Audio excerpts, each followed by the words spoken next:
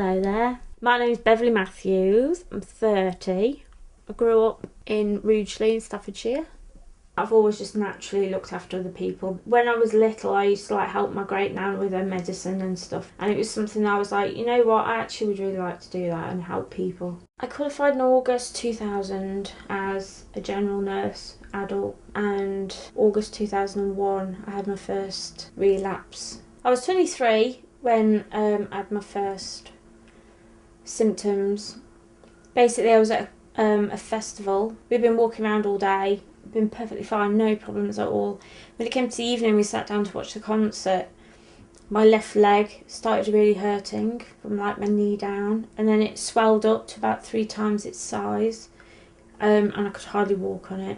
I went to the doctors the next day and they thought it was an infected insect bite. But it didn't matter what antibiotics put me on, what tablets put me on, just didn't clear up at all. I was referred to 5 or 6 different consultants, trying to find out what was wrong. And it was just the not knowing what it is and not being able to describe what the problem was. And basically they did things like MRI scans of my brain and my spine, and you'd think, is it all in my head? Am I just...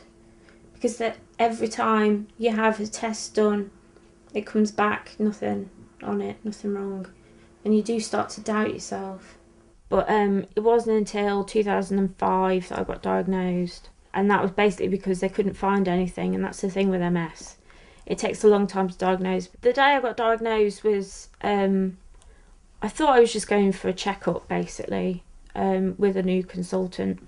I was in there for about 3 or 4 hours having loads of tests done. They did things like putting cold metal on my one foot and seeing how that felt, and putting it on the other one, seeing how that felt, and see if there was changes in sensations. There was this other thing where they got these little pins and they were saying, is this sharp or blunt? And then the consultant, being a typical doctor, just said, well, you've got MS, so we'll see you in a few weeks. He just said what day of the week it was. It was so weird the way he said it. That for a moment I didn't quite believe it. It's only when I got outside I said to my mum, did he just say I've got MS? It didn't seem real, really. I remember just being in the car and just feeling really numb, just not knowing how to deal with it. It was said really quickly and I wasn't given time to ask questions. I was in so much shock because up until that point there'd been hope that, it'll be something like, I don't know, pulled back or an injury that, they'll give me some tablets and I'll get rid of it. But the minute they said it was MS, that's when I realised, no, it's actually going to just get worse. It's not going to get better at all.